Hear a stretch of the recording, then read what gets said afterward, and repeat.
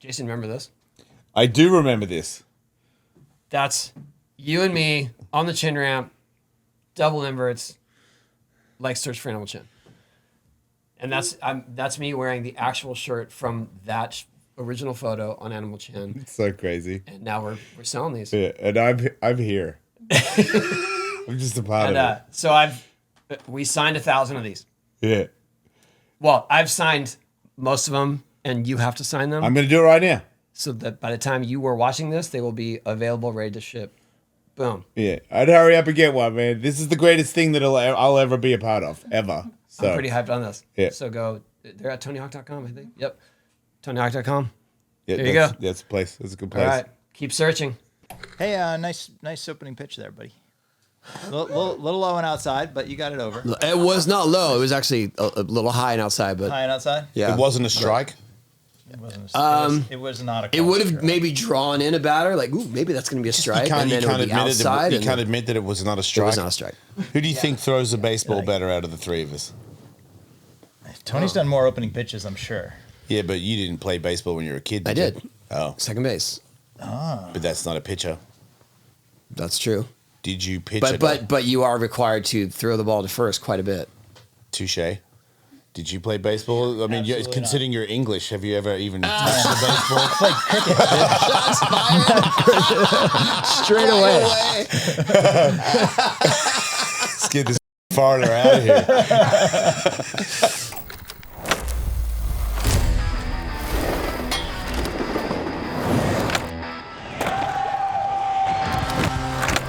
Welcome. Here we go. And I'm not Tony Hawk.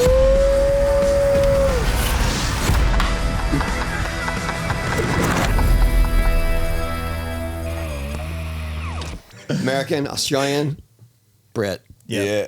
So Andy MacDonald's here. Yeah. We have had Andy on the show, thankfully. And But it was a fledgling show then. It was just getting off the ground, and now you guys are superstars. That's funny. wow, that's Versus get that? dude. Look at this is like that clip right this there. is the studio. Like if you could see, there's hawks and wolves on the walls, and there's just like this. You know what? You're right. We can't see the forest through the trees. Here. That's right, dude. You guys should pat yourselves on the back. You've come a long way. Yeah, the last time you were in, it was actually my office. Yeah. Yep. It was just very like, hey, crammed. have a seat, and then we were just like pulling microphones. We were filming on cameras potatoes. Yep. Yeah, welcome to our new glorious podcast. We got our own table. Yeah. We got our own Somebody made table, that for you. Coffee, Yep. coasters. coffee cups. It's all about the merchandise, dude. Yeah. Branding. Speaking of merchandise, that's your team. This Great is Britain jacket this is right the there. Team GB jacket. This is my favorite thing they gave me. This is what everybody wore to the opening ceremonies. It's pretty legit. Is it weird when you're hanging out with your American friends at the Olympics and you're like, what am I?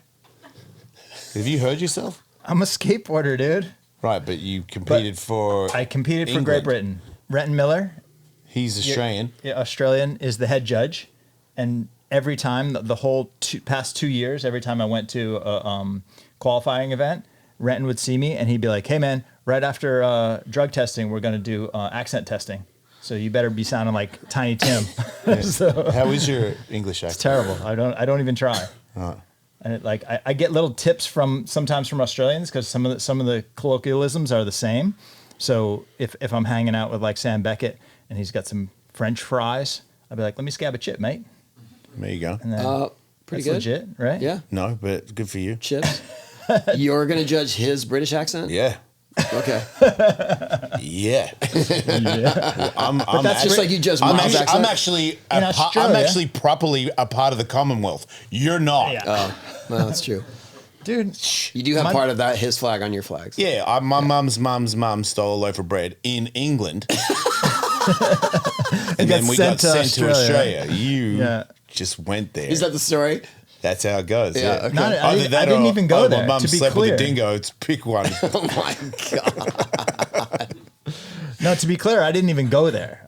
I'm going next week. I'm going Wait, to you've never Scotland. been? No, I've been lots of times. We used to go. I skated when there you with were American and you would go do demos there? I would go and skate the Northampton contest every year in the 90s. What's your favorite You part won a of- best trick contest without making the trick. That's not true. I made a trick. No, but you didn't. You won for trying a kickflip 540. It was pretty sick. Didn't make it, and he won the contest. Foot came off.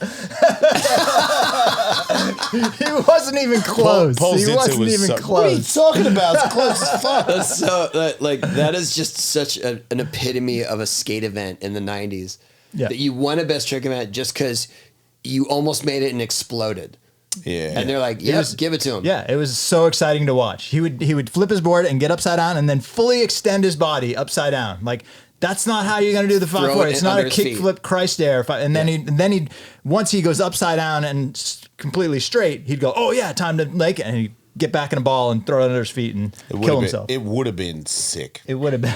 And that's how. Apparently it was sick enough. It was sick enough to win. Yeah. I remember Paul Zitzer really probably won that contest, and he was like, dude, you beat me and you didn't make it. And I was like, what do you want me to do, dude? Like, give you the trophy? Like, we didn't win anything.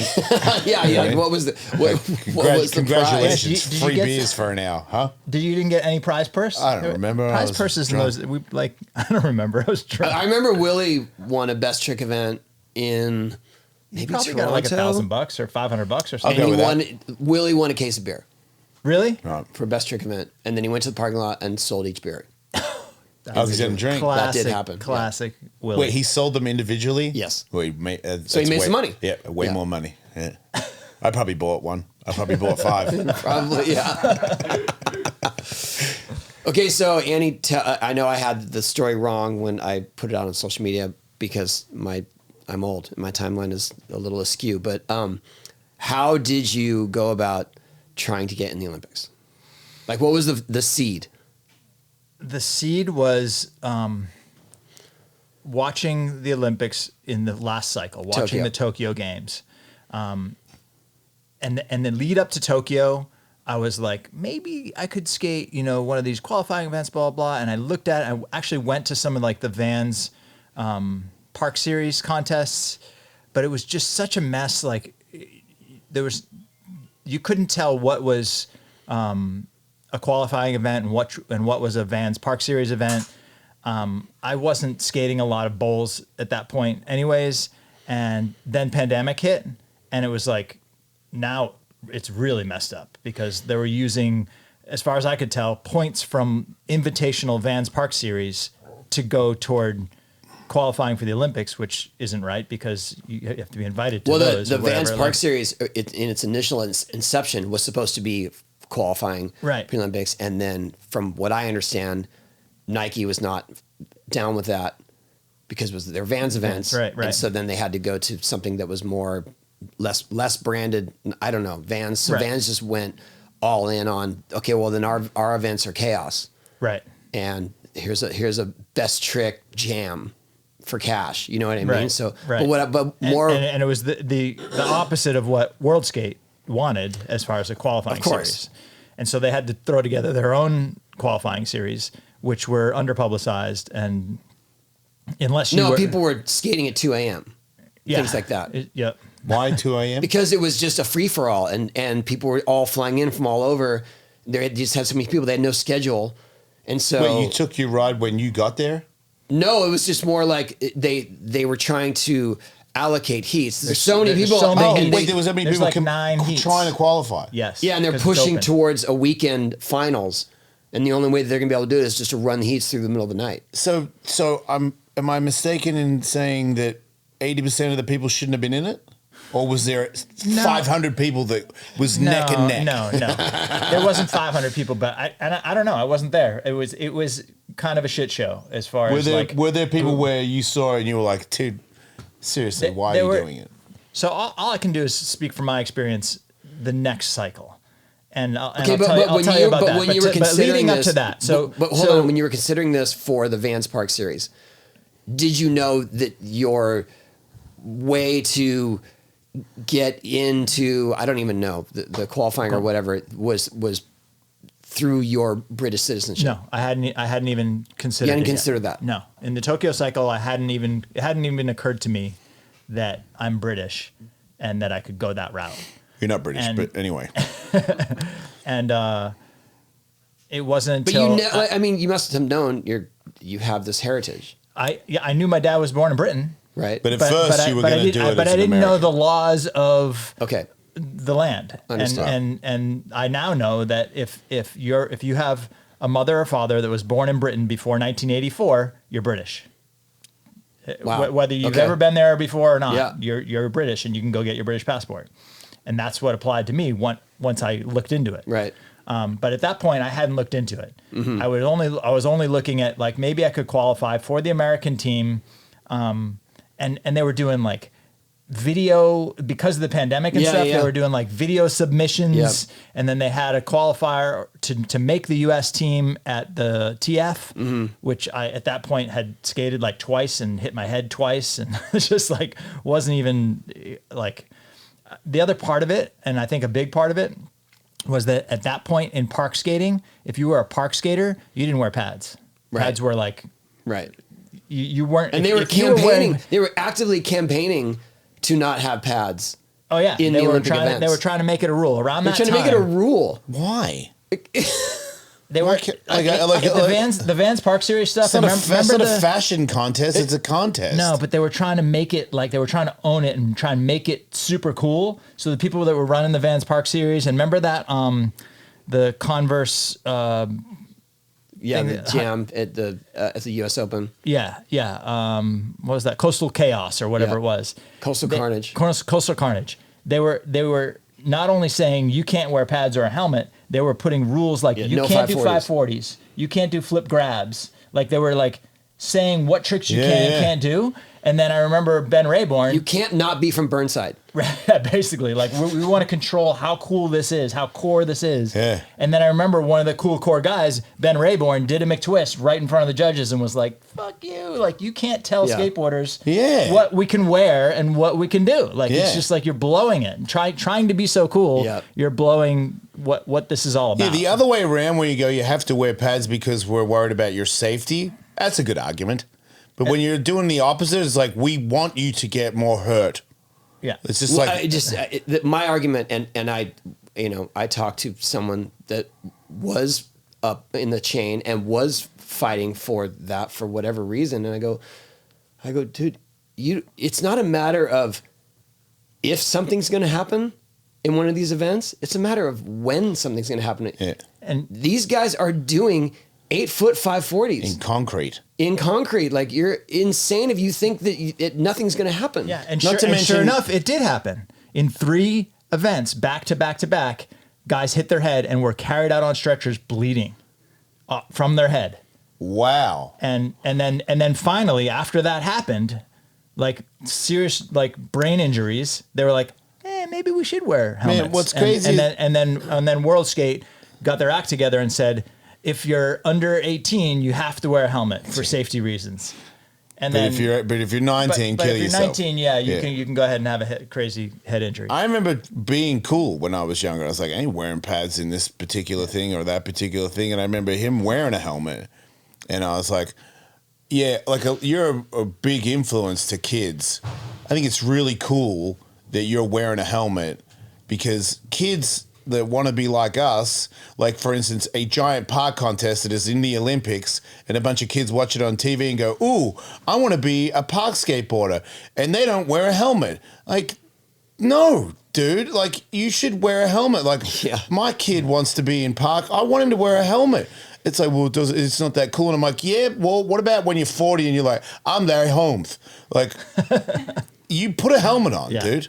Yeah, or just a TBI. I mean, I just knew that it was a recipe for disaster. Yeah. And at some point, if nothing had happened up until the actual Olympic Games, everyone's going for it. Yeah. And someone's going to get rocked. Yep. Yeah, someone's going to hit their head. And luckily, and I mean, that's why you bowed out from USA Skateboarding. Essentially. For a variety of reasons, but that was one of them. Like, Oh, wow. Well, also because they were actively advocating, like, no, that these decisions being made where it's somehow I was to answer for them because I was the only name that people knew that was connected to this organization. So they're like, hey, what about this rule? Why aren't they doing? I go, I didn't decide that. I'm fighting against it. I can't speak on their behalf. And now a word from our sponsors. Hey guys, you ever feel like you need a little boost in the bedroom? It's time to stop worrying about your performance and get Hims so you can feel confident knowing you can get hard and stay hard whenever you're in the mood. I just like hearing you say that. Hims is changing men's healthcare by providing you with access to affordable sexual health treatments from the comfort of your couch. Hims provides access to a range of doctor-trusted ED treatments like chewable hard mints and Viagra and Cialis, and their generics from up to 95% cheaper. The process is 100% online, so there's no need for uncomfortable doctor's visits. Just answer a series of questions on their site, and a medical provider will determine the right treatment option. If prescribed, your medication ships directly to you in discreet packaging for free. No insurance is needed, and one low price covers everything from treatments to ongoing care. With hundreds of thousands of trusted subscribers, Hims can help you find ED options that work for you. Start your free online visit today at hims.com/hawk. That's HIMS.com/hawk for your personalized ED treatment options. HAWK. Yeah. You're great, All dude. right. Hims.com/hawk, HAWK, like the bird. The products mentioned are chewable compounded products which are not approved by or verified for safety or effectiveness by the FDA. Prescriptions require an online consultation with a healthcare provider who will determine if appropriate. Restrictions apply. See website for details and important safety information. Subscription required.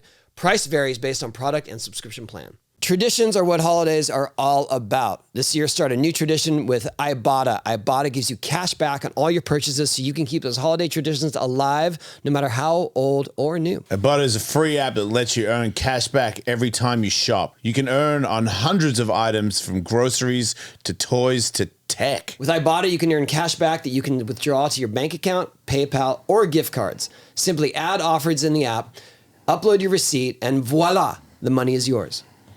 You can save on over 2,400 brands and shop at over 1,000 retailers, including your favorite grocery stores, Lowe's, Macy's, Sephora, Best Buy, and more. The average Ibotta user earns $256 per year. Think of how much extra holiday magic you can make this season with more room in your budget. It's time you joined the over 50 million users who use Ibotta to earn cash back at every time they shop and keep the holiday magic alive. Right now, Ibotta is offering our listeners to get $5 just for trying Ibotta by using the code HAWK, that's HAWK. When you register, just go to the App Store or Google Play Store and download the free Ibotta app to start earning cash back and use code HAWK. That's IBOTTA in the Google Play or App Store and use code HAWK, HAWK, like the bird. Back to the show. World Skate or at the time USA Skateboarding was advocating it's gonna go against what we're trying to keep the authenticity of skateboarding, so we're gonna petition against having to wear helmets. And then as soon as somebody hit their head, they're not going to go to World Skate or to USA Skateboarding. They're going to go to Tony Hawk and they're going to go, "Why'd that guy hit his head?" And Tony's going to be like, "I had nothing to do with it. There are plenty other reasons. I have my own. I just had to have my autonomy. That's all. I just think it's, even if it was a street contest, like nobody wears pads there, but if somebody did, you can't tell him he can't ride. That's insane. Oh, yeah. Okay, like but Andy anyway, Anderson has a helmet on. Back to So as it was, the three guys in a row at three different events hit their head. They made it a helmet rule, and then by the time we got to the Tokyo Games, the park was big and guys were going for it because this is the first time we are in the Olympics, and everybody wore pads at the games. Whether they wore pads in the lead up to the games or not, so they can knee slide, so they could go bigger, so they could no matter how good you are at butt sliding, if you wear knee pads, you can go harder. You can fall forward. And if you're not wearing pads, you can go pretty hard, but if you fall forward, you're fucked. It's just like right. So I watched the Tokyo Games, and basically my reaction was like, I felt so bad for everybody because of pandemic, because like Keegan Palmer won the gold medal and he's like FaceTiming his dad. Like, I'm like, he should be hugging his dad. Like, it's too bad that the stands aren't packed. And like, it just like was kind of a anticlimactic. And then getting back to my story of like how I got the idea to do the British thing. I started talking to people, the Olympians that had come back from Tokyo, namely Amelia Brodka and Lizzie Armanto, and they were both like, they both represented countries just like I Finland do. and Poland. Yeah, Finland and Poland. and who were like, you know them as American skaters. Lizzie's dad's Finnish. Oh, wow. And Amelia is from Poland. Yeah. So Lizzie's story is like Lizzie was riding for Team Finland, and they were supporting her bid for the Olympics. They built her the vert ramp that's in her backyard to this day because she was Whoa. like, I need a training facility, and I'm not in Finland, so hook me up. And they built her that vert ramp. And Amelia Brodka rode for Poland and paid for her all her travel, everything to go to all the qualification events. The country did, yeah. Nice. The national governing body of that country. So the way it works is in every country, pretty much except for America, if you're a representative of that country's government gives money to the Olympians to pay for their bid for the Olympics. And so they, particularly those two, I talked to Carl Harris as well, and he was basically like, dude, if you had your stuff together and you went for it in the Tokyo cycle, you would have qualified. And I believed them. I probably shouldn't have believed them. I mean, just Dallas from South Africa is the living example of that. Well, that was the as I started to understand like the quota system and how that works. Yeah, I mean, if there's nobody from your region, you're going to do it. But as long as you go to the events, right? But even skating for Great Britain, it's not like, oh, I have to be the greatest British skateboarder, because a British skateboarder didn't necessarily have to qualify at all. Britain puts you as part of Europe. So I'm skating against all Europeans. I had to beat everybody from Spain, everybody from Germany, the German team, the Italian team, the Finnish team, Italy, France, Denmark, all that. Yeah. So I'm competing against those guys. So it made my job easier, because then you're also competing for a spot on the national team. Wait, so and I'm going to get blasted for this, but what about Brexit? What's Brexit? Yeah. That was Britain's exit from the European Union. But that's just the European Union. Like the Olympic That's rings. not the Olympic. Okay. Probably should have gone to school. I don't know. It's a fair question, right? Nah. The Olympic I mean, rings. would I get made fun of for asking that in school? The Olympic Not by rings me. the 5 Olympic rings represent 5 regions of the globe, and the skaters, or the Olympians, the athletes from the games, have to have those rules are set in stone. Yeah, That's just, okay. since a million years ago when the Olympics started. I think a million years. A million years ago. I think a million years ago there was a caveat too that vert skating could be a discipline. Does the Brexit have anything to do with the Boston Tea Party? No. All right. I'm probably going to sit it out Brexit for a is little more bit. of a modern thing. What? Wait, that was... Oh, really? Yeah. Boston Tea Party was like in the 1800s or something? Long time ago. Yeah. Right. My wife did the best dad joke. Are you from Somebody's Boston? asking, so I somebody knew was that. like, See that? A little bit of history for do you. you spell Britain with 1 T or 2 T's? And 2. And my wife was like, no, the other T went into the Boston Harbor. It's pretty good, huh? We could cut that out, right? Or no, I saw one was something about being canceled. Because is it 2 L's or 1 L? I go, well, that's because we gave you that L. Yeah. In 1776. Oh my God, dude. Can I leave? Yes. Thank you. Does There's it your hurt- historical now dad that, jokes. Now that you're a paid stand-up comedian, does it hurt more? I've when got you hear grandpa dad jokes. That's my grandpa joke. 1776. Oh, that is a whole pass. I just realized, Granddad. Yeah, nice. that's right. But yeah, but don't do that again. Different level. That's my And to first answer your granddad question, joke. Andy, yes. It As hurts a more. professional comedian, this is embarrassing to be on the couch with you idiots. Nice. Yeah. All right, so I talked to Carl Harris, I talked to Lizzie, I talked to Amelia, and they were all like super supportive. Yeah, like you're British, go get your British passport and go out for the British national team, and they'll support your travel. You know, they'll pay for your way to go to these events. And I talked to my wife about it, and I was like, "Am I crazy to think that like this could, you know, I'd have a shot at it?" And she was like, "You're crazy not to, because like." Even if you don't qualify, it's going to be super fun experience traveling around to go on all these, you know, events and just like learning this side of skateboarding that I had really up to that point no clue about. You mean skating 8-foot quarter pipes? Yeah, exactly. Sorry, had to. What a dick.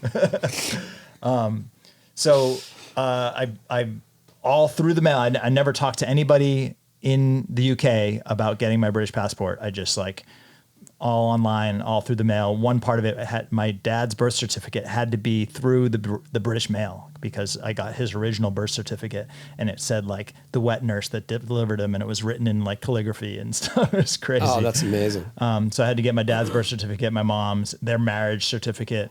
And then I applied for my passport, got it. And just before the British Nationals, in the meantime, I had talked to Skateboard Great Britain.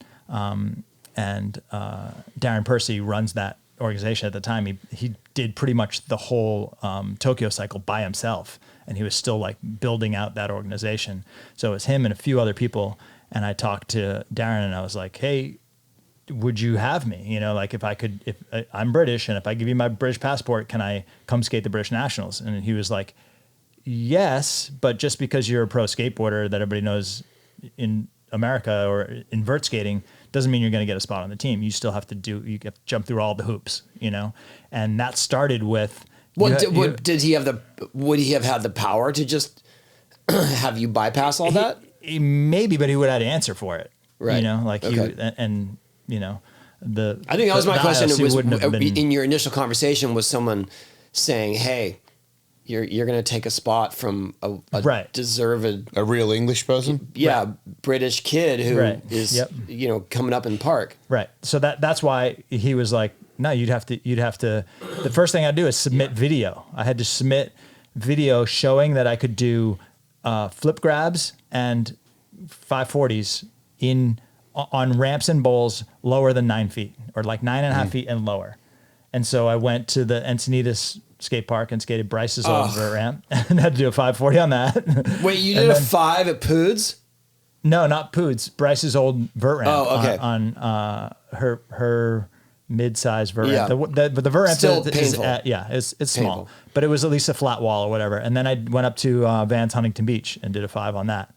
And On that vert ramp? on that Or in the bowl? in the bowl, yeah, because one had to be at least one of them had to be in a bowl. That thing's not 9 feet. It's big, isn't it? No, not You're talking about not the flow combi, park. The flow park, yeah. Oh my To this day I haven't skated combi up there. Just the flow park, yeah. It's like 9 feet high. That wall is. It's Yeah, just it's 9 not feet even like okay. fade away. Yeah, it's Have you just skated like, that? Vans HB? I've been there. Okay, so you know the flow bowl in the back. I don't even think I looked at that. It's got a big bank wall. It's got 2 round. I don't even know where you could do it. yeah. Like these guys wouldn't even call that a bank because there's transition. I always call it a bank and they're like, it's not a bank, it's got transition. I'm like, yeah, but it's like 15-foot transition. It might as well be a bank. It's like a driveway. Oh, okay. But these guys can do 540s on that. They do nose grab 540s on it, you know? So it's just like, I'm coming from the vert world where like, if it's a bank, you just do an ollie on it. Like Yeah. you do, and these guys are like, no, you can kickflip into that. And I'm like, no, you can't. So yeah, I went and shot this video and I submitted the video and then used some miles and cashed in, you know, got myself a ticket to England and went and skated the British Nationals and ended up getting 3rd place. So first place was Phoenix Sinnerton. He was 12 years old at the time. Second place was Jesse, who is 23 or 24. You know Jesse from Vert here. And then I got 3rd, and then Tommy Calvert, who was also 12 at the time. So that was my new reality. Like I'm standing on the podium like with all these kids, and I'm just like, okay, this is it. got myself a spot on the team, and So how many made the team? 5 guys and 5 girls Okay. could make the All right. could make the British national. And you team. got 3rd. And I got 3rd. Yep. And Phoenix ended up skating for Australia because he's Australia and British. And he ended up skating for the British national team. So Why did he change? you'd have to ask him. I think it was. He could have done either one. I think so because of his nationality, but maybe he was having trouble with his British passport, or I don't know. I would think that the Australian team was way harder to make based on their performance in Tokyo. They're good, right? Yeah. And now a word from our sponsors.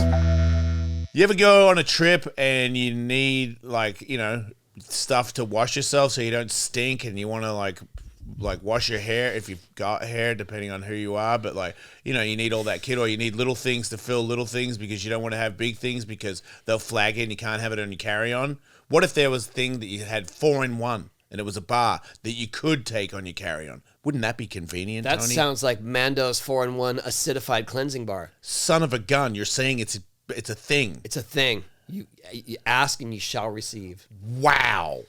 What is it again? It's a 5-ounce bar that does the work of shampoo, face wash, body wash, and deodorant. It's clinically proven to control odor for 24 hours. What? That's one whole day. How did they do that? It's Mando's 4-in-1 acidified cleansing bar, formulated with a gentle alpha hydroxy acid that stops odor at the source. You can get it in 3 cologne quality scents. Nice. Mount Fuji is fresh and woodsy. Have you been to Mount Fuji? I've been to Bourbon Leather. Ooh, bourbon leather is sweet and sophisticated. I like that. I drink bourbon and I have worn leather. So, yeah.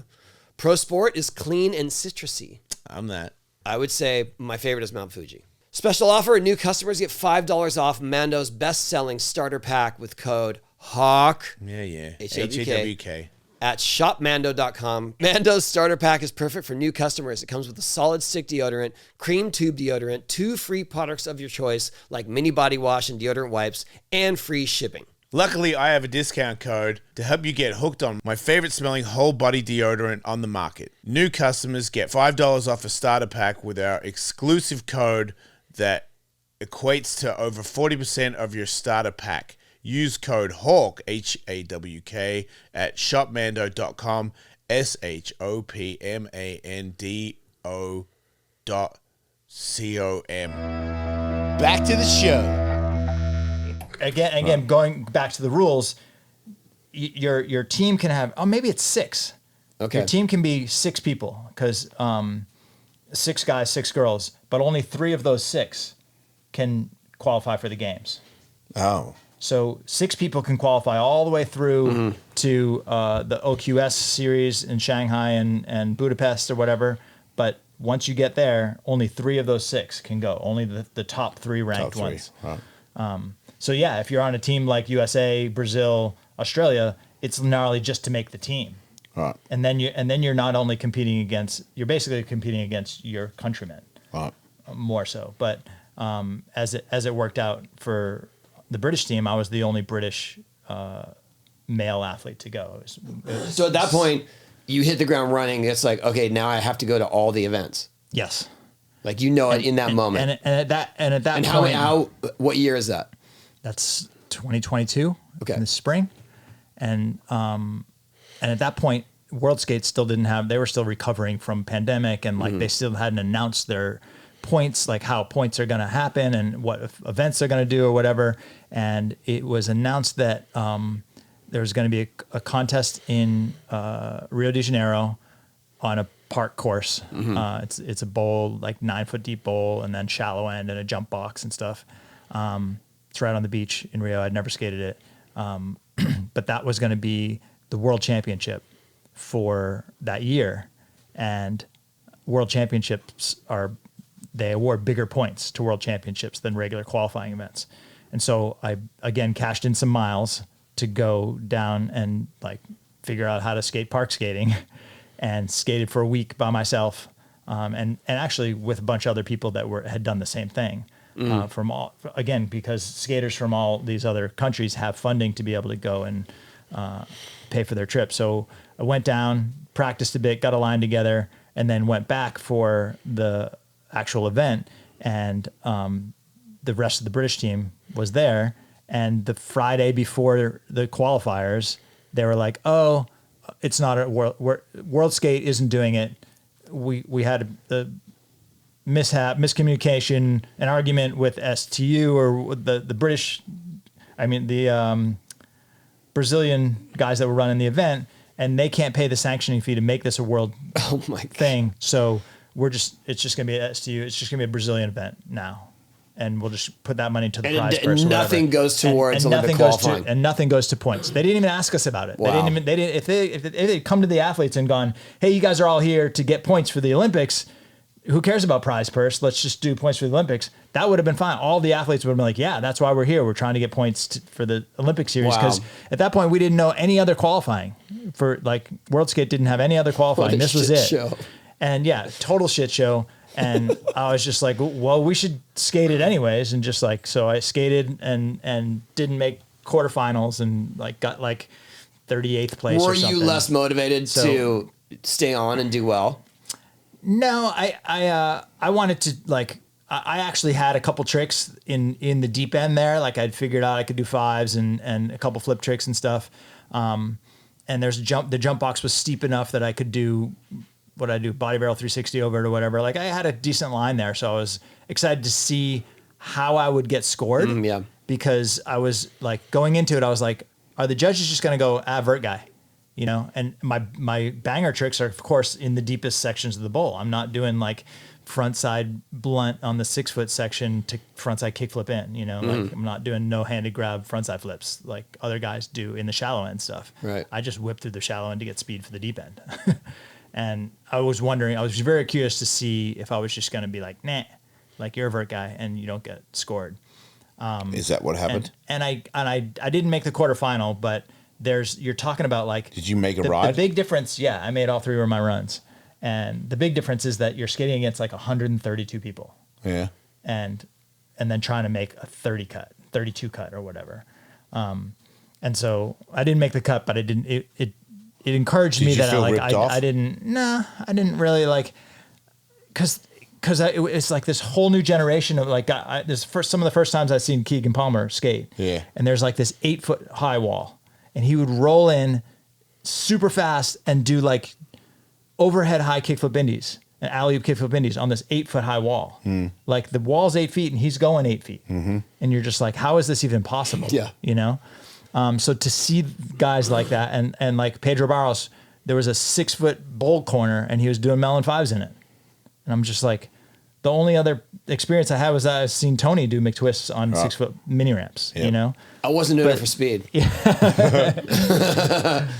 And so it was just like fascinating to see like how those guys could just like next level incorporate a small, like it was super small for me. Was I was that just like, disheartening? this was like, there was definitely like, it was humbling, Right. for sure. Like, Because like you're like, I'm going to compete against these guys in the end. And these guys, you're like, were you aware of these guys? You'd seen them before, like, right? I'd seen them. I mean, of course, it's Keegan won the, Right. He's a gold medalist from the Tokyo Games or whatever. So I'd seen a lot of them skate, but never in person. Right. And yeah, like it was humbling because I'm coming from a world of like, when I skate a vert contest, I'm like a top 5 guy, right? Like I'm competitive. I'm right in there. I'm in the finals all the time.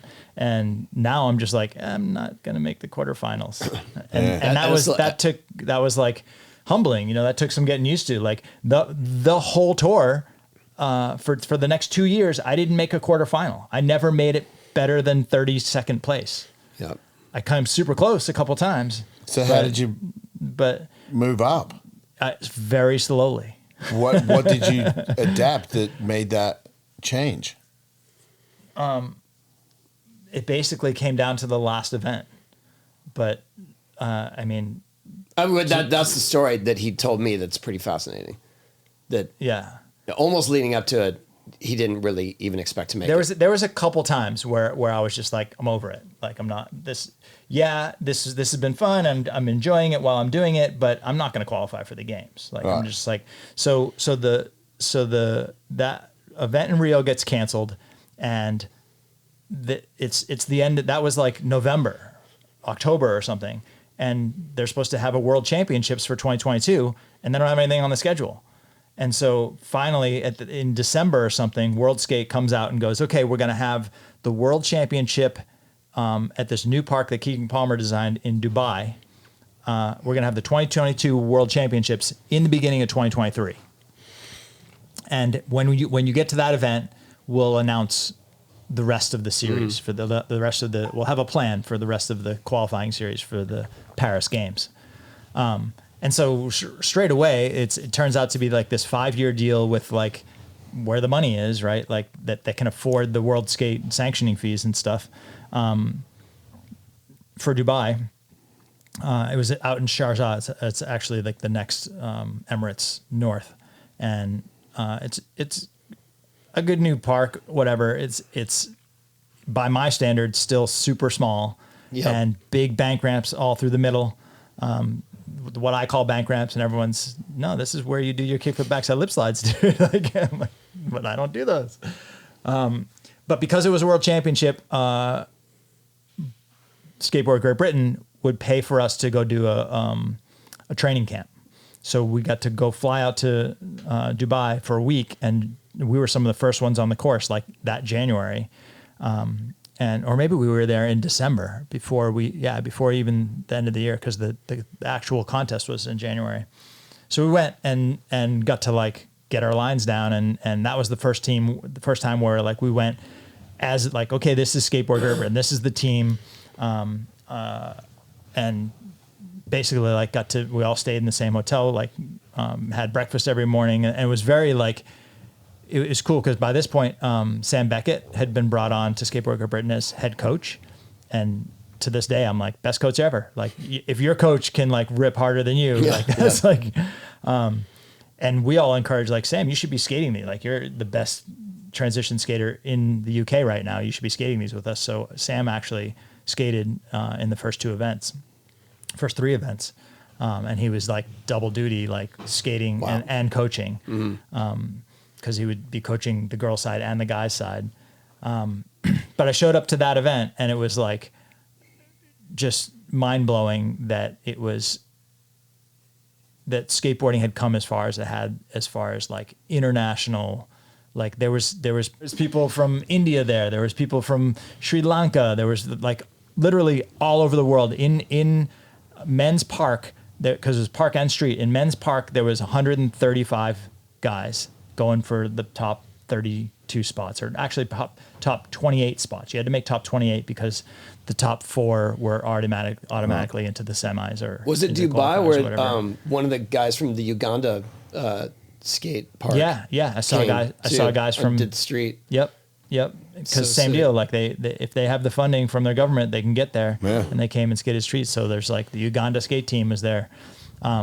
So it was just really neat because I had skated world championships before. Like I have a plaque on my wall. You're like 1996 world champion, whatever. And it was the same 12 guys we were always skating with. And like we skated Vert, and it's the world championships. It's sponsored by the Hard Rock Cafe, whatever. But it's like, oh yeah, that's right. So this was like a whole different deal. Because I didn't have a ranking, I was like first guy, second heat. And there was 9 heats. There's 135 guys. So as a judge, you're literally sitting watching skateboarding from 8 a.m. till like 9 p.m. at night. And I'm like, how can you remember who did what in these heats? So I learned the hard way that like, if you're in the first 4 or 5 heats, there's no way you're making the semis. There's no way you're making, even the quarterfinals. So I skated my runs, and I did it like I've always done it. I like didn't do the flip tricks in the first run, did the varials, like stayed on my first run, made my safety run, and then went for my second run. Granted, I fell on a heel flip, but I was like, I did all right. I stayed on my board, whatever. I ended up getting like 52nd place, just like not even close, because by the time the end of the day and the guys in the 8th heat and the 9th heat are going, like those are the guys that already have rankings. Those are the guys that are always in the semifinals. So right after that event, like after the open qualifier of that event, I was already like, yeah, this isn't really gonna happen. It's not gonna work. Yeah, this isn't gonna work. And I flew home early, and said to Daz, like, yeah, I don't, it's a lot of time away. I had been away for a week, away from my family, like, and it used to be like I would be away from my family because I was out. I'm the breadwinner. I'm gonna make money. And here, like, yeah, I'm not costing money because Britain's paying for it, but I'm not making any money. I'm not coming home with prize money or whatever. So it was frustrating. And I had been gone another 10 days, and I was like, I can fly home now. It's only Thursday, and I'll be home for the weekend, whatever. So I did. I changed my ticket, and I went home, and I was pretty discouraged. But before I left, at that event, they announced how they were going to do the rest of the qualification series. And they announced 3 more events, one in Argentina, one in Rome, Italy, Ostia, Italy, and then again in Dubai. And those would be including the World Championships in Dubai. Those would be the 4 qualifying events, that you had to make the top 44 in the world to continue on to the OQS. You had to make the top opening 44 based on your cumulative points? Right. Okay. And you get more points for world championships. Right. So at 52nd place, I wasn't doing so good already, right? And so... But you're not that far off, But 44. Yeah. You're just not going to be in the first heat. Right. So that like that lesson straight away, I was like, if you're in a later heat, if your ranking's higher, you'll be put into a later heat. If you're ranked last, you go first. Okay. So it behooves you to be ranked higher so you get in later heats, and later heats score better. So the next contest was Argentina. It was like, there's no way that there should have been an event at the skate park. Like the park was like 2 years old, and the whole park was like skating the quarter pipe out here on this street. Like it was like the mellowest quarter pipe, and it was like maybe nose or eyebrow high, the whole park. And there was a jump box, and then there was a little bit of a waterfall into a deep end, and the deep end was almost legit. Like I could do 540s in the deep end if I pulled out enough into my flip tricks or whatever. And then there was a bank too. There was a bank that was like it was so driveway bank that if you went up, you couldn't do a rock fakie on it because your wheels hit on the top. That's how mellow it was. Your rails wouldn't hit. Yeah. But I cashed in some miles and I went down there and got a line together. When I got there, there was like holes. Like there was this one seam. There was like this giant crevice in the one seam. You couldn't even carve the corner because it was just like rotted out. And I was like, hopefully they fix this before the contest. But that was again on my own dime. I used miles and got a line together, and then messed up on my return to actually come down for the contest. And I got there the night before the girls' event, and the girls go on Wednesday, the guys go on Thursday. So I missed all my practice. At that little park. At that little park. I had the practice that I went, weeks before, and I had my line down, but at the actual contest, I would get my 15-minute warm-up session before the event. That was all my practice for the event. And I still wasn't used to like the whole, like you had to check in, you had to walk into the park and check in with the official, and who would check off your name. Okay, now you're in the park. And they called my heat. So I just like hopped the fence and started skating, and they came running over like, whoa, yeah. I'm like, this is my heat. Like I have 15 minutes and I'm sitting here talking to you for 5 of them trying to say like, this is my heat. Like, you know who I am? Like, come on, and it was just like very much like gotta be by the book. And I wasn't used to that at all. I was like, is this a skateboard event? Like, so I ended up skating well at that. I bailed my first run, and then made my second run. I had bailed a nollie heel flip, and then like going into my second run, I was like, am I going to do it? Am I going to do it? And ended up going for it and made it, and was super psyched. And again, I was in the second heat, and I was in sixth place after the second heat.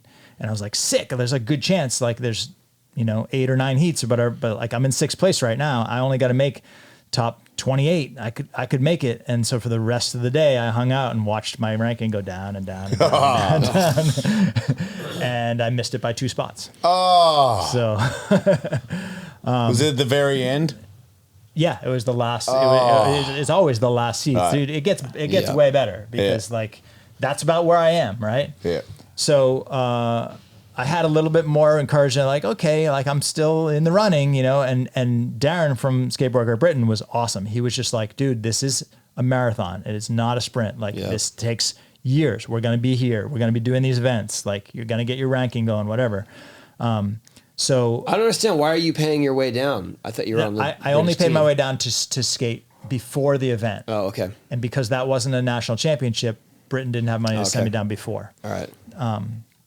So now the next event is Ostia, Italy, and that is a world championships. That's going to be the 2023 World Championships. And because it is, Britain has money to get the whole team out there for a training camp. So I went out for a training camp and got a line together and hung out with the team. Super fun. Like this is why I'm doing it. I'm learning like new friends, learning how to skate transition. And meanwhile, in the background, as you know, like I'm not showing up at Tony's ramp every day. Like I'm showing up at Tony's ramp like once a week, and the rest of the time I'm at the TF. I'm skating Vista. I'm skating Oceanside. I'm skating during those times. I remember I had this conversation with Kevin Staub. We're like, look at, like we already we know how you skate. We know your preference, and we would watch these clips you're posting from the TF facility, and we're just like, look at Andy's just in torture. Yeah. Like Andy's like stuck in like literally in a prison of small transition. Yep. And we're like, yep, cool. Like doing I didn't even know he was doing it for that reason. I was like, why does he like that skate park so much? Yeah, He knows Tony. Like, you could go to the ramp. I'm like, I guess he just loves jumping that stupid box over and over again. I didn't get it. It was He's a masochist. One of the most challenging things I've done, for sure, in my whole skateboarding career is and frustrating at the same time. Like, it was challenging and cool when I learned something new. Like, I learned how to fly over the hip to backside tail slide. Never done that in my life, you know? So it was like, here I am, like in my 50s learning new tricks. But at the same time, I'm like, I can do nollie heel flips every time. First try, I invented that trick on a vert ramp. Boom, got it. I go to the TF and it takes 10 tries to do it one time. You know, I'm just like, it's maddening, you know? And it's not like you can drop in, set up, air, do your trick. You're in this bowl. So it's drop in, pump, pump, pump, air the box, try your trick, fall, climb out.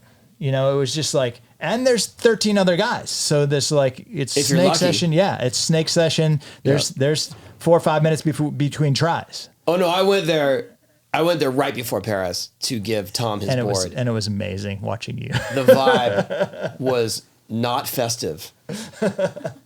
Why? Not like here, not like, hey, go ahead. Everyone is like, oh, wow. this is a job. I get it. They were close. They're getting that close was to the Paris. week before the But no Olympic one Games. seemed to be enjoying themselves. Oh. They did enjoy themselves when I would slide out and eat shit. They did like that. I does was sound loving that. Yeah, especially him. Yes, because I had the wrong wheels. And he had no idea where he was going. Yeah, because I'm like, not ready. Like, wait, there's a wall here. What's going on? He dropped in and went over the spine, which no one ever touches in that bowl. Like, you don't go over the spine; it's too I was small. trying like, to show you guys new lines. And then he like flew off the volcano, like whoa, just like out into space, just like. Well, when I finally got to the volcano, at one point I washed out in front of the volcano and just slammed into it. Wow, what a great afternoon. And I was just watching him, just welcome to my world. Yeah, Like, I'm there to give Tom his model. I wasn't there for my Why own. didn't you just give him the freaking board and stop hitting the volcano? Because I was like trying to be in with everyone. It's like, ooh, hey. Look, everybody, No, Granddad's here. And to be fair, he was invited to skate the Olympic park course. Right. Like a week from then, and he didn't want to drop in thinking it was. Oh, a I'm vert ramp aware of because, this guy. Yeah, I know. Oh, we're going to be Yeah, at the that was my Olympics. I got to get practice. ready. Freaking douche. Yeah, okay. Okay, but so So You're I'm skating all this building small. points. I'm slowly building points, and I'm skating. I'm getting better at skating small stuff. I learned like so I went to Ostia, and before I knew I was going to Ostia, I was like at the Vans Park doing nollie heel flip fakies because I knew I wanted to do that trick. Nobody does that trick. Nobody goes backwards in park skating, and I knew I wanted to do that trick, so I had to learn it on no vert bank, you know? So it's like way different timing. It's way harder nollie. It's just like learning a new trick, even though I can do that trick on a vert ramp, no problem. And so I went to the World Championships in Rome and had kind of pinned my hopes on like doing well. I'm going to make I have to make the quarterfinals to get like, that's where the points kick in. Right. And, made my first run. The nollie heel flip didn't flip, but I made it anyways. And I was like, Even I'll better. take it. Yeah, just even better. I feel right. like they still count that, Yeah. right? I would. Yeah. And I popped out and I was like, yes, like, and the cut, I knew the cut was going to be like high 60s, like a 68 probably would be a cut for the 28 cut. And I popped out and the scores came up and I didn't hear him announce it. And I said to Darren, I was like, hey, was that a 68? And he was like, nah, 58, mate. And I was like, fuck. Like, Wow. just like such like, I was guess it just does like, have to flip. Yeah, I guess so. So I was like, well, you know, this is it. Like that was my shot kind of thing. Okay. And Yeah. I went and did the next run, did it higher, stronger, better, made the flip trick this time, popped out, and it was still like, it was higher, but a couple of points higher. And I didn't make the cut. I missed the cut by a few spots. And I was like, yeah, it's not really going to happen. You know, like it's, I'm going to go to Dubai and I'm going to be in like, I don't know where I was ranked at that point, but like it's hard because like the numbers where you rank depend on where everybody else is ranked, right? And whether they make a run or whatever. So I wasn't even really paying that much attention. I just knew I'm going to this last event in Dubai. It's not a world championship, so the points aren't worth as much. And I'm just going to have fun, and because this is going to be it for me. I'm not going to make top 44. I'm just going to have fun and enjoy my time in Dubai. And they built a new park in Dubai. Not the Kingdom Palmer Park. Not the Kingdom Palmer Park. That the one's in Sharjah. This was in downtown on the harbor in Dubai, and they built it just like a one-time destroyed after you skate or whatever. But it's like awesome views of the city, and just like we're right downtown Dubai, and it's all paid for. So I went out and hung out in Dubai for a week and skated the contest, and this was the most frustrating because this was the last event, and because you had to make into the 44. Especially where I was. By now I'm ranked, I'm skating in like the 3rd or 4th heat or 4th or 5th heat. And the guys that are in the end heats, 8 and 9 heat, or at that maybe it was a little less. But if you're already ranked, if you're already qualified for the top 44, you're cruising, you're chilling. Like, cause whether you're in regardless. And the guys that are on the bubble, like myself included, are chomping at gotta get you runs, whatever. So my heats were gnarly. And because they had just built the park, there was no going out beforehand or whatever. Everyone got the same amount of practice. And that amount of practice was 40 minutes. Oh my God. With all those people. With 15 guys in your heat. So for 40 minutes with They're all 15 dropping in on guys, each other. you had to drop in. Yeah. And it was literally like, it became not what's your line, what tricks can you do? It was what tricks can you do in traffic? Right. Like literally like. Isn't that what happened to Eddie Domstoy? Yeah, that actually happened in Sharjah, but yeah, Eddie broke his back. Yeah, I saw the video. Yeah, it was heavy. And that You don't like collided. doing that And too, right? I hate doing that, dude. The first few combi contests. That's the were only like that. thing that is good about being a giant fat ass. It's like when there's traffic, nobody wants to bump into me. Yeah, that's true. Yeah, I can't do anything, but if you hit me, I'm gonna win. Yeah, I remember that's how. A few guys. Ben Schroeder, Lee Ralph. I knew you were going to say runs. that. Yeah. Those are the only two that They I always was got like. runs. Those are the only two other people where I'd be like, You don't wanna drop in okay, with nah, them. I'll probably get out. But everybody else, I'd be like, go on, see what happens. Well, also they would actually start to come towards you. Oh yeah, yeah. I think that was the thing that I don't think those two rubbed off on me, and I will be forever sorry to everybody else because of them. Because they were like, this is what you need to do. And I was like, yeah. And then looking back, I was like, dude, you're a dick. Like, there was a couple of times. I've apologized to you for being that to him. Like, everybody.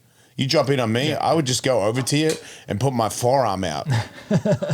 And be like, get off. It was gnarly. It was like the I want to see him do that. To other people. Like that. Because no matter what, he's going to stay on. no. Yeah, Like, that's If the other they thing. collide or something, Andy's going to figure out how to stay on. But think about like the field is still 130 guys. I get it. And there's 12-year-olds in it. You know, Yeah. like it's getting Oh, you gotta unsafe. take them out, right? Yeah, it's getting unsafe. You know, like there's little Bonking them all over the place. It's gnarly. No, it was. I said to Sam, my coach, afterwards, I was like, after one of the practices, I was like, you really got to fuck it up to make skateboarding not fun. And that was not fun. Yeah. That was just like, you were psyched that you survived. Yeah. Not that you got your line or whatever. Like in my line, I did a 5-0 grind that was supposed to be a backside lip slide that I never practiced backside lip slide because I refused to put my head down because then I wouldn't be able to see who was coming at me. I did a 5-0 grind. God, I did a 5-0 grind so that I could look around the bowl and see who was coming at me. Yeah, Like, because that's- you got full view on a 5-0. Yeah, that was like your setup trick. Yeah. Dude, when I was 20 or 19, I was in a ramp ride in Australia, and it was the first time they had like all the Americans come, and it was a 40-foot wide vert ramp, and none of us in Australia even had that, so we were so excited to skate it. And I'm friends with Gregor Rankin and Lee Ralph, but at this particular contest, because I'd been to America and I had some American friends, Lee and Gregor decided that they hated me, like on the weekend. they were Like I gonna was like, take you hey, out. and they're like, fuck you, dickhead, and I'm like, me? And they're like, yeah, you fucking poser, fucking Seppo. And I'm like, I'm a Seppo. Yeah. Like, they're making fun of me for being American. And I had long hair. And I think that was the thing that really pissed off Gregor was I had long hair. I was friends with Ben Schroeder. I had like Americans were like, Ellis. And I was like, hey. yeah. And they were like, you hang out with Sergi Ventura, you're a bitch. And I'm like, Sergi's a cool guy. It's like, come on, Sergi's got long hair too. Dude, this is I've never seen this from anybody. I drop in, Gregor drops in and cuts me off and gets in front of me. We both go front side. He does a lean air, axe murder, grabs it, double axe murder, it turns around at me in the air and tries to hit me with his skateboard. And I'm in a lean air, and back then I could do a lean air and change it to a lean to tail. So he almost hit me, and I held it back and then went to tail and made it. And he fell off. I do a 5-0, and then as I do a 5-0, Lee Ralph kicks my skateboard in a 5-0, and it goes, and I bounced and still made the 5-0. And then I'm like, wait, they're both trying to kill me, and they're like, get the fuck off the ramp. And I'm like, and then Jeff Kendall goes, hey man, like, cool, shut the fuck up. And I'm like, whoa, Greg is threatening Jeff Kendall. Wow. And that's when Sergi was like, you guys need to, like, so I had two Americans who were like, dude, I don't know what's going on here, but we're not cool with it. And he called Sergi, used a racial thing at Sergi, and Sergi was like, dude. And he looked at me and I was like, I'm terrified. Like, wow. And then later that night, Lee was drinking and he was trying to kick down the hotel room door to kill me, saying, I'm going to kill you. And Randy Jansen was my Goldwing truck team manager. Randy's a crazy man. He's not a very big man, but he doesn't care. He'll go. And he was like, you break this door down, it's on. And Ben Schroeder was in the room with me, and Ben's like, don't worry, dude. If he comes in here, I'll fuck him up. And I was like, that's not cool. Can you imagine if this was Olympic qualifiers back then?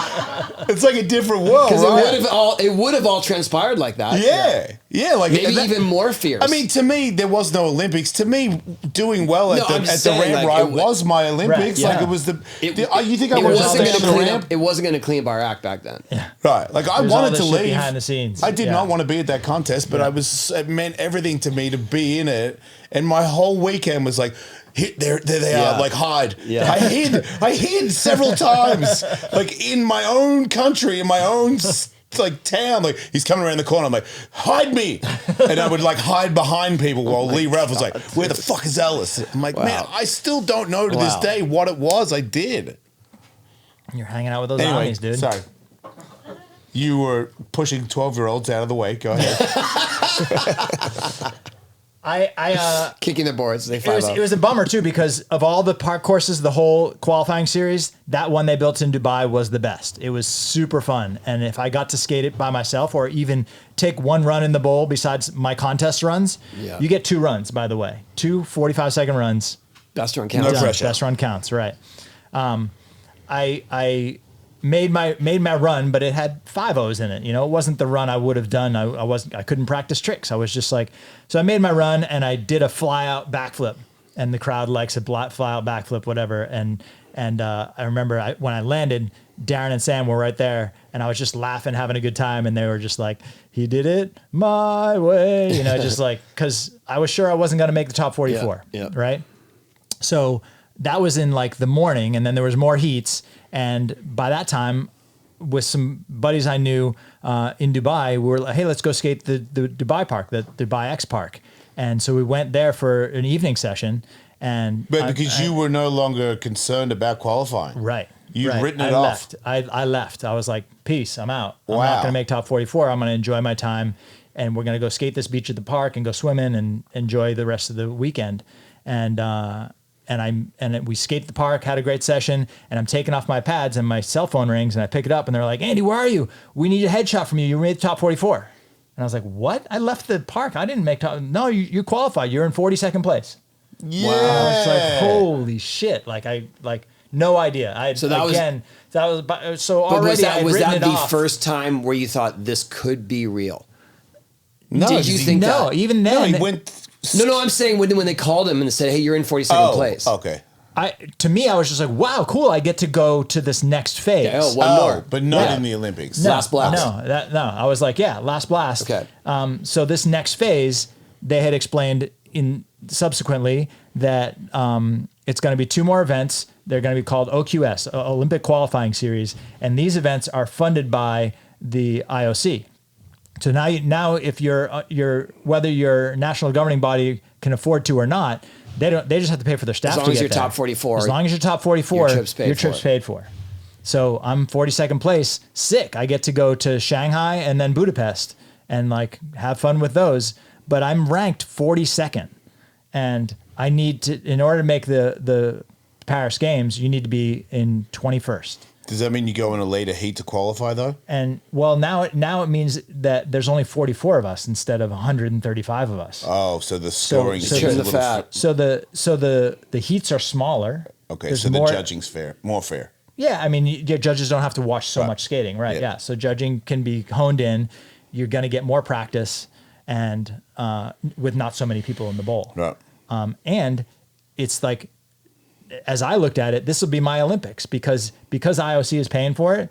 IOC rules applied, so you had to wear the kit from your You country. got Olympic stuff. Yeah. So Skateboard Great Britain went and made all this gear like this. Skateboard Great Britain, right? And For you. For the team. The team. So it was the other people that had qualified top 44 were Tommy Calvert, Lola, Lily, and Sky Brown. Got it. Okay. All right. So that was the sick. team. You would love seeing her skate. Frontside sliding rolls. Yeah, frontside sliding rolls on I the know. biggest vert wall. You've seen her, right? Around the Yeah, corner, right? Amazing, yeah. Yeah, I know her.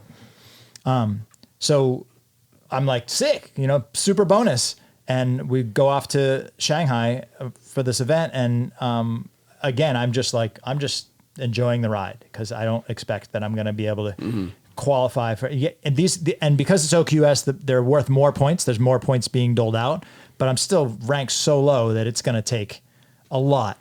And so I put a lot of pressure on myself in that vein. Like, all right, I got to bump up quite a bit.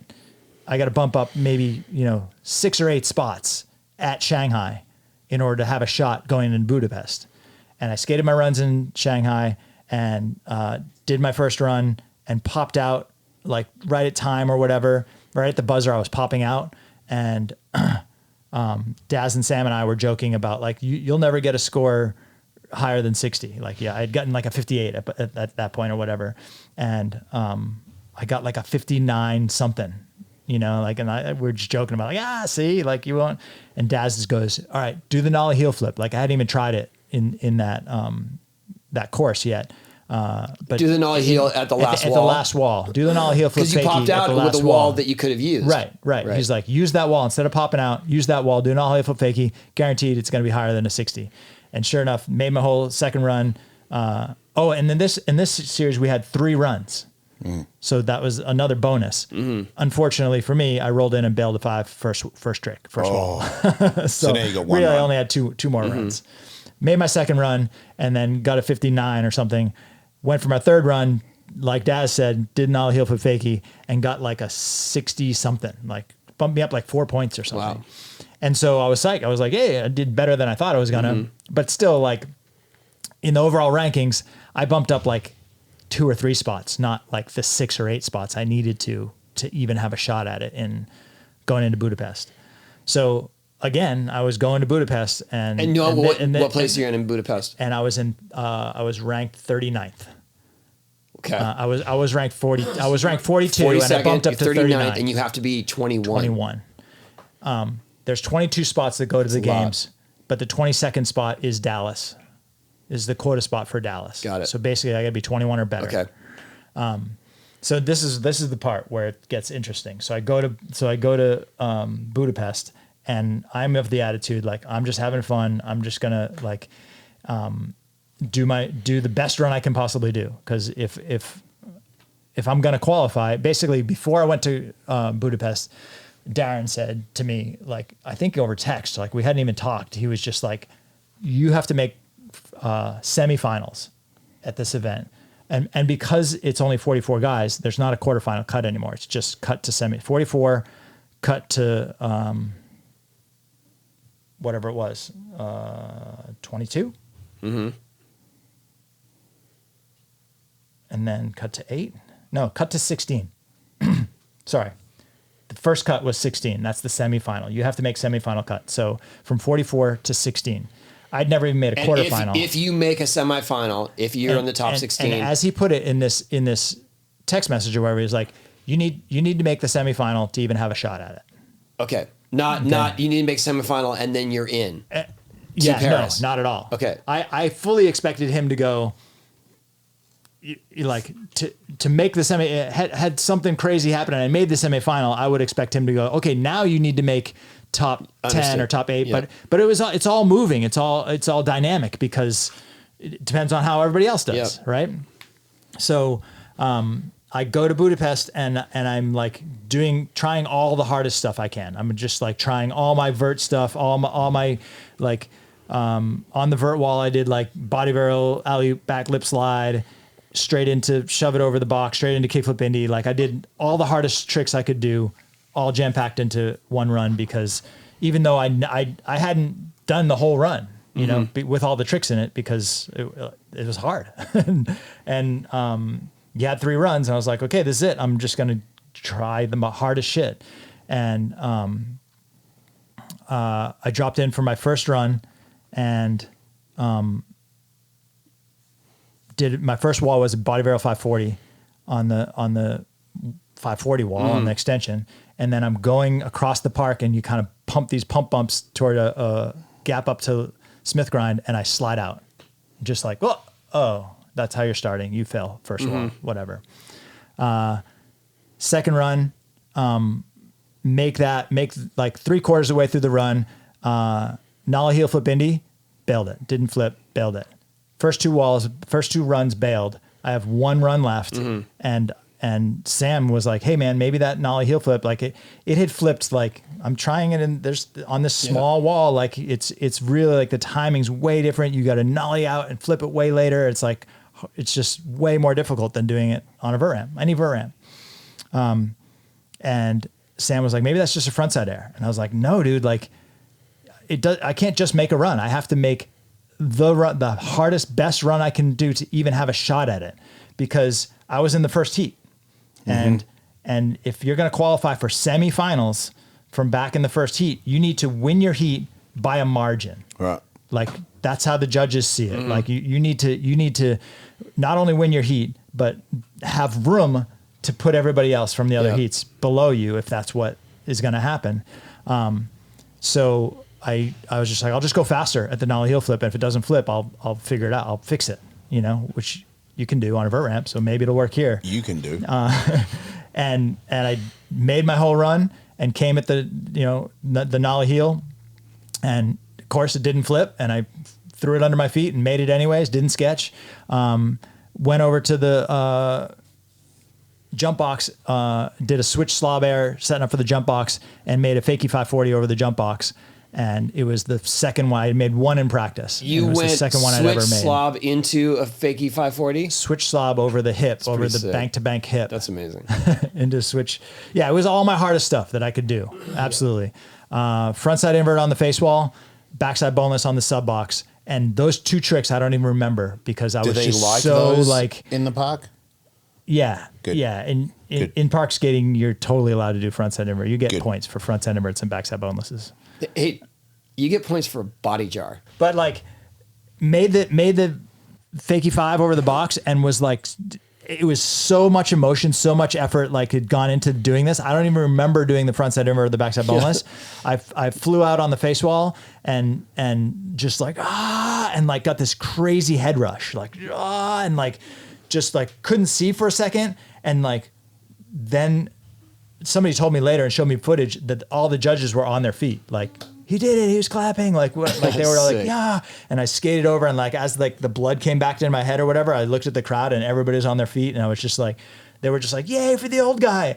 And it wasn't even at that point. It wasn't even like, I'm qualified for the Olympics. Like I had no idea. I was just like so psyched that I made my hardest run. Like right? it was a good like, out. Like, yeah, it was a good out. I could be like, thank you. Yep, I left it all in the bowl, Yep. And I'm not going to make it to the Olympics, but at least I gave it my all. Yeah. And I skated over to the coaches area or whatever, and we're waiting for scores to come up. And everyone's congratulating, you made your run, whatever. And scores come up, and it was 78, I think. Wow. It was 13 points higher than I had ever scored, and it was 11 points higher than I'd ever scored, and 13 points higher than the guy that got second in that heat. So I won my heat by a margin. I did what I had to do. Yep. And I was like, holy crap. Like, and it just like all this energy, all this emotion, just like. It's so sick. So I leave, that's first heat. So now there's 6 more heats, and I'm just going to watch my ranking go down and down and down. And sure enough, I go and like hit the showers. There was like a building there. I found a shower, and I like tuned out and just like went and took a shower, and it was super hot. It was like it was 96, 98 degrees. And, so I like went and found air conditioning and just like lay by myself for what turned out to be like the next 3 heats. And I came back into the athlete area, and they had the feed or whatever, and it was in between heats. And I look up, and I was in 6th place, and I was like, what heat is it? And they were going into the last round. Wow. And I was like, how am I still in 6th place? I had totally expected that I'd been bumped down. I was still in 6th place. And that was the first time I was like, whoa, that's the inkling of like, whoa, I could make the final. I could make the semifinal. Sorry. And then I looked at the last heat was they were taking their practice runs, and there's 11 guys in the heat. So with 11 guys in the last heat, those are the guys that are already qualified through the game. They know they're going to the Olympics. They all make a cruiser run, and they're in the semifinal. So I did the math real quick, and I was like, oh, that puts me in 17th place. 11 guys qualify. I get bumped down. They all qualify ahead of me, and I'm in 17th place. I missed the semifinals by 1, and I don't go to Paris. And that's just like, I did math real quick in my head. And I was like, yeah, that's how it is. Okay. Like, that's a bummer. I miss it by 1 spot, but I don't want to sit around and watch this. And like, so I was putting my stuff together in my bag, and I had just thrown my bag over my shoulder, and I was about to walk out to the bus to go back to the hotel. And Sam, my coach, comes up, and he's like, hey man, can I talk to you a second? And we walk out in the hallway, and he's like, I've been doing the math. And he has his phone out, and he's looking at the rankings because there's live scoring and all this stuff. And he's like, I think you've done it. And I'm like, done what? And he's like, I think you've done it. I think you qualified. And I'm like, what? What are you talking about? I'm going to get 17th. Like, these guys are all going to go. I'm going to get 17th. I'm not going to make the semis, and I'm going to miss it by 1. He's like, no. Look at this. And he starts reading me numbers, and he's like doing it on his phone. And Sam's not like traditionally, as I'm getting to know everybody, he's not the numbers guy. Darren is. He's got a laptop, and he's like, he knows who's ranked where, whatever. Sky Brown, like where she needs to be, all that. And I didn't believe him. I was just like, nah, dude, you're missing somebody. You're missing like whatever. And he's like, no, hold on. Remember this number. He's like doing math. He's got his calculator out. He's doing math. Remember this number, 375, like whatever. Because there was a big bump in points. If you made the semifinals, you got like 5,000 more points than if you didn't. Yeah, that's what Tom was telling me. Yeah. So yeah, there's all these other things going on. Like Tom Schar at this point in Budapest was not in because he was skating against 4 other guys for the Team USA that were ahead of him. And he needed to get first or second in that event to bump Jagger out, depending on where Jagger did. And Jagger needed to get like 8th or worse or something. Okay. And that was the finals. That was the next day in the final stuff. Like there's all these like crazy races going on. Same on the Brazil side, like that you're not even skating just to get to Paris. You're skating to. So Sam's like, no, like you're staying here. Like, let's go watch this. And so he brings me out to the athlete area and sits me in a beanbag, and he's like, we're going to watch. And sure enough, I watched the first round of the last heat. Everybody beats me except for Pedro Barros, who fell on his first run. And so now I am in 16th place. I'm in like, there's 2 more rounds to go, and I'm in 16th place. And basically, like, regardless of Sam, Sam just like, if you're in 16th, you get 5,000 more points than if you're in 17th. I'm almost sure, I'm 100%, I'm 99% sure that if you make the semifinals, you make it to Paris.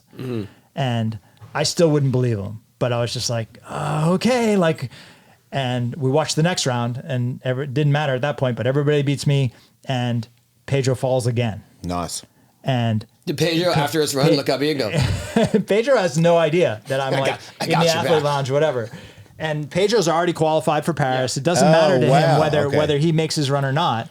He's just skating for, like, if you make the finals, you get prize money. You know, he's just skating for prize money at this point. He has no idea where I'm sitting. I'm sitting on the edge of my beanbag, like, oh my God. And so the whole round goes through, and Pedro is about to drop in, and Sam Becca turns to me and goes, like, you're the epitome of bubble boy right now. If Pedro makes his run, you get 17th and you don't go to Paris. If he falls, you're going to Paris. Wow. And I was just like, oh. And Pedro drops in, and third wall flies out and bails. And I just, like, my jaw hit the floor, and Sam just turned around and took a photo of me and then tackled me. Just like, you're going to Paris. I was just like in shock, like, oh my God. So you're the only male park competitor from UK. Yes. Going to Paris. Yes. Cause Tommy Calvert had a shot at it, but he didn't make the semis. So rankings wise, he didn't quite make it. And I still didn't believe it. Like, Sam's like pounding on me, shagging me, like, and I was just like, I'm like, where's Darren? Where's Daz? Yeah, because he did some janky math. Yeah, I was just like, you don't know, like, whatever. Like, we're forgetting someone or somebody that didn't have to make it, because you didn't necessarily, depending on your ranking, you didn't necessarily have to make the semifinals of Budapest to make it to Paris, right? Galina did that to Pedro. me like a week ago. Our posters. What about him? She just said we sold 1,000. And I go, no way. And she goes, oh, my bad. It's 100. Wow. And I was like, what? Why did you just do that? Like, I was in my living room going, I am relevant. You know what I mean? And then I was like, not back to what I originally thought was, you are an irrelevant pile. But, hey, thanks for the text message. Kill me. Well, last I checked, it was about 130. Yeah, that's what I'm under. What poster do I need to go buy? We're on our way to 1,000. Hey. Dude, well, you know what? I don't care if anybody buys it. It would be cool, but I have a photo of Tony Hawk and I doing double hand plants on the spine at the chin ramp. So I don't really, whether everybody else has it or not, you have it. I might buy them. Yeah. Make yourself feel better. Just have a stack in the garage. Anybody comes over, hey man. Yeah, that's me.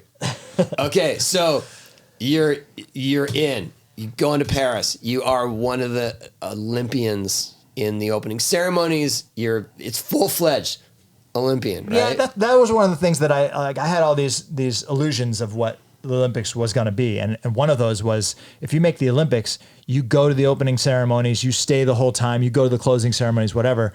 Turns out the Olympics are like a month long, and they're not going to put you up for a month to skate one contest in the middle.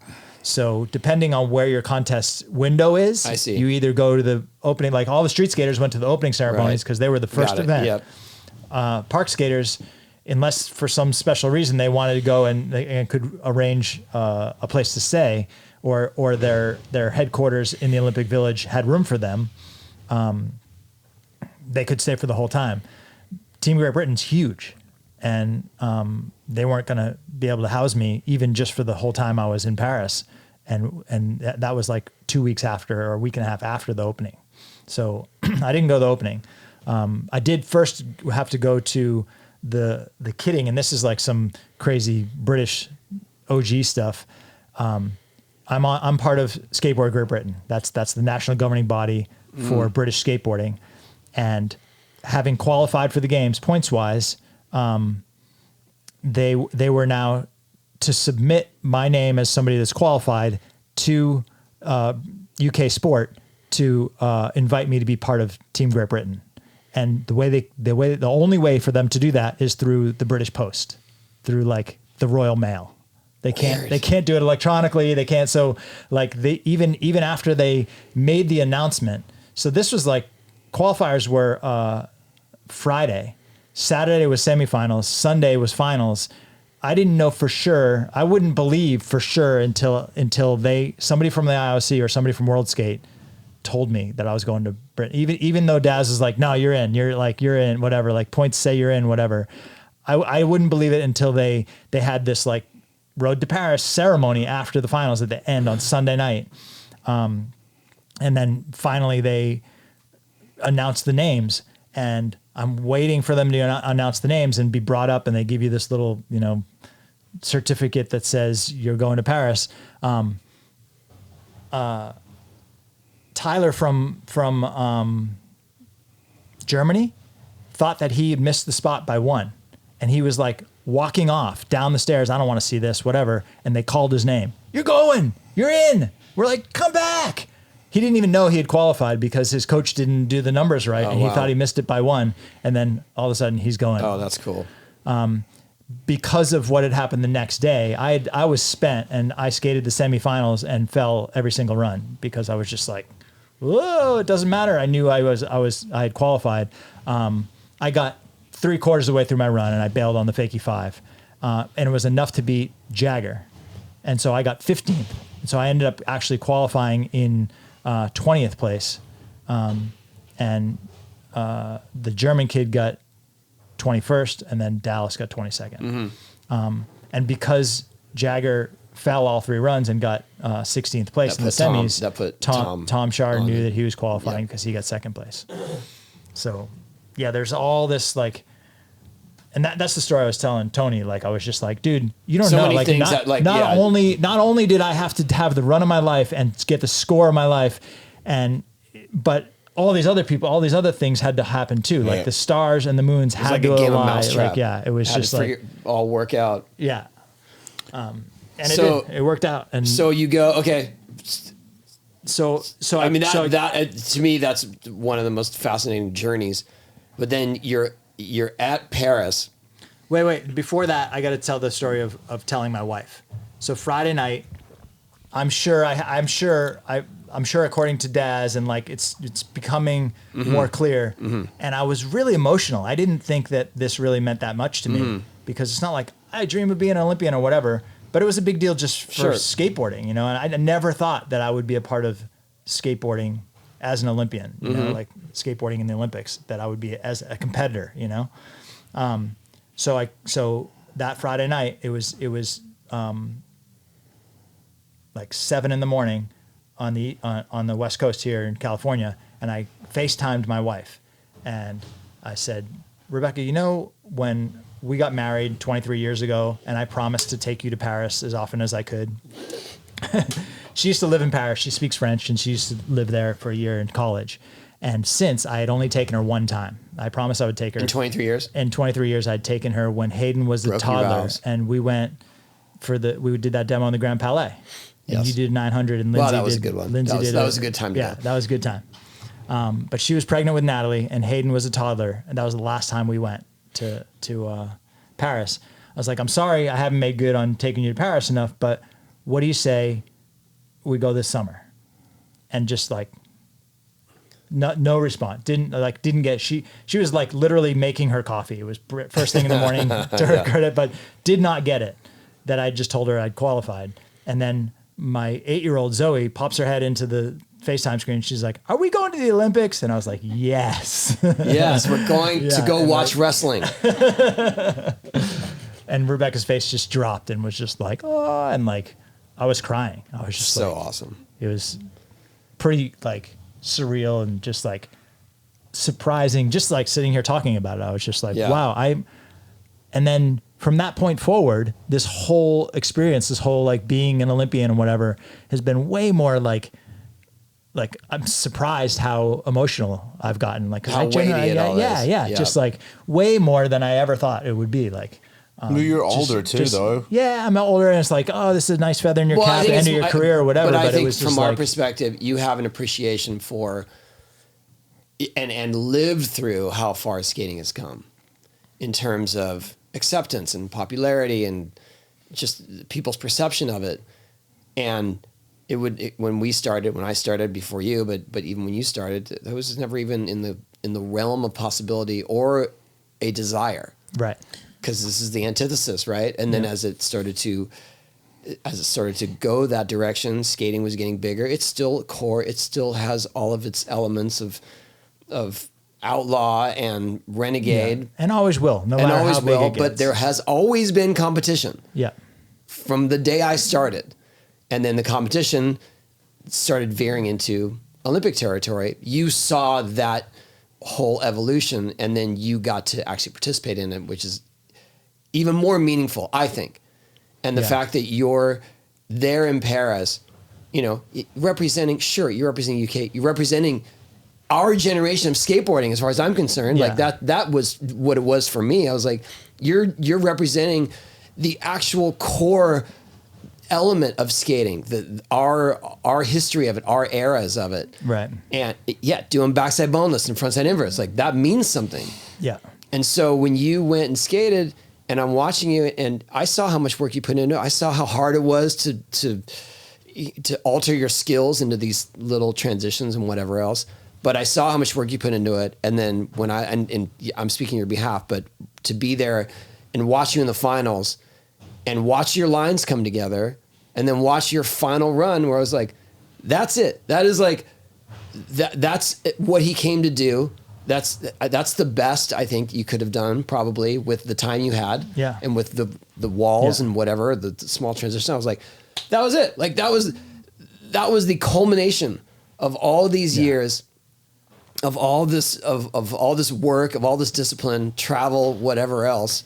And in a lot of ways compromising what you do. But then when you saw it happen, it was like, he did it. Like he's the winner. That's how I felt. I was like, Andy just won the Olympics with that right there.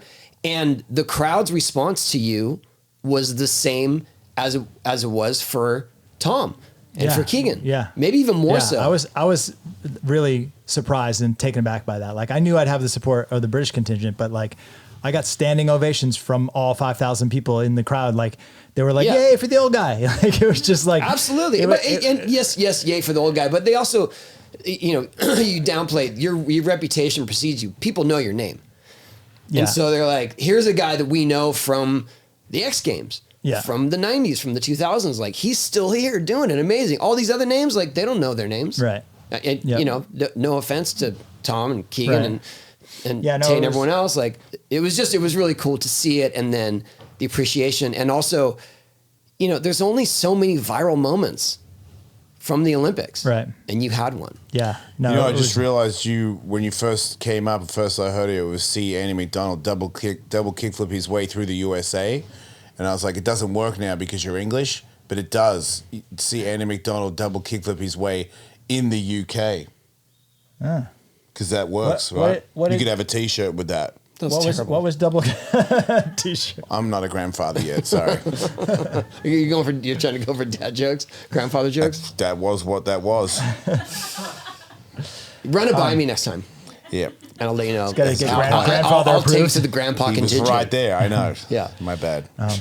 No, I really saw it as like an opportunity to represent skateboarding for what it is and what it's always been for me. And that's the fun and joy of skateboarding. Yeah. And what I heard after the games was like, it was so fun to watch you. You look like you were having a ball. And I was just like, I'm so glad that came across because I was having the time of my life. It was the whole week was the experience of a lifetime being in the village, the festival, the athlete village and stuff. And then being like, I could have fallen every run. I went over the worst case scenario. How would you have felt if you bailed? I would have felt the same. But honestly, like I went over, I was telling Sam, like on our way over, we had to go over early in the morning for a practice the day of the event. And I was telling Sam, like, man, I was up, as I usually am, nervous about the contest or whatever. And I was going over all the worst case scenarios. And because I was starting on the deck and the rules are that the time starts when both feet get on your board. So I was starting on the deck, run, jump on my board, push, whatever. I was like, you know how sometimes you run, jump on your board and your board skews or whatever, or you go to push and your back foot goes under your back wheels or whatever. Yeah. I'm like, I could fall before I even get in the bowl. Yeah. And Sam was just like, I can't believe you're going over the worst case scenario. Fall before you even roll in. But honestly, like I did my runs. I had 3 runs and I did them as I would any contest. I had like a safety run, build up to it. A step up run, and then my final run. I happened to make all 3 and made everything that I wanted to. And like, it couldn't have gone better. I couldn't ask for it to gone better than it did as far as like the skating, but just like the experience of like really enjoying my skating and getting to say hi to my daughter. This is a fun story. I promised my 8-year-old daughter I would say hi. And when they lined us up and they introduced us, I thought they would start at the other end. I saw it, but they started with me, and I wasn't ready. I was like, hey, it's me, 51, right? And I forgot to say hi to Zoe. And so I was like, dang, that was like on my mind during my first run. I was like, after I make my run, I got to remember that, we've been doing this a long time. They cut to slow-mo replays, and then they come back to you and get your reaction to your score. So I do my whole first run. What's that? You gotta wait till the lights on. Yeah, on exactly. The camera. Yeah, exactly. So I do my whole first run, and I bailed the backflip dismount and like somehow cut my hand. I haven't even seen that run yet because it was on NBC, and I couldn't see it because I was in Paris and I was media blocked or whatever. Oh yeah. Somehow I cut my hand. I was either on my grip tape or on the coping or something, and my hand started bleeding, and I'm super sweating. It was hot, and so when you start bleed a little bit, it mixes with the sweat, and it really makes it look like it was a tiny little cut on my knuckle. But I skate over to the camera, and I'm like, hey, tell me when we're on. I want to say hi to my daughter. And the camera comes on, and I'm like, hi, Zoe. Hi. And didn't have realized that like my hand was just blood all over whatever. And I skate over to the coach's area, and Sam right away is like, what's up with your hand? And I was like, oh, geez, I didn't even know. And then realized like I was just waving it in front of the camera. So when I talked to my daughter that night, Zoe was like, good job in the Olympics. Is your hand okay? So great. I saw you say hi to me. What I think is cool about it all too, the takeaway well, like I said, you had this very viral moment, but it was like no one even knows what place you got. Yeah, I didn't either. No one cares. I didn't look at the scoreboard one time, and then when I went over after the contest to do interviews, they were like, "So where'd you end up?" I was like, I don't know. I really don't know what place I got. I don't care, And somebody came over and told me I got 20. I beat 2 people. Whatever. I don't remember. I would have thought you placed higher. Yeah, people were like booing the scores and stuff, and I was just like, "Don't do that." Like it does. I really don't care. I really like. No, it was great. Well, like I said, I was just stoked that you were there representing us in a lot of ways, and that you pulled through on the runs. And I was also. You represented my mum's mum who stole a loaf of bread. So thank you. Yeah. You did that well too. But also what I was stoked on was that you were released back to skating big transition. Like I felt your relief. Yeah. I walked off the Olympic park course and was like, I never have to do that again. But I don't want to.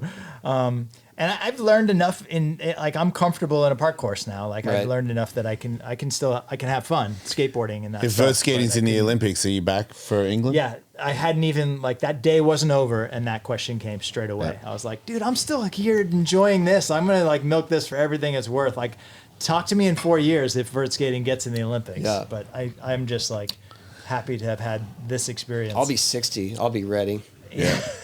My legs should be healed by then. Are you going to be Mexican like me?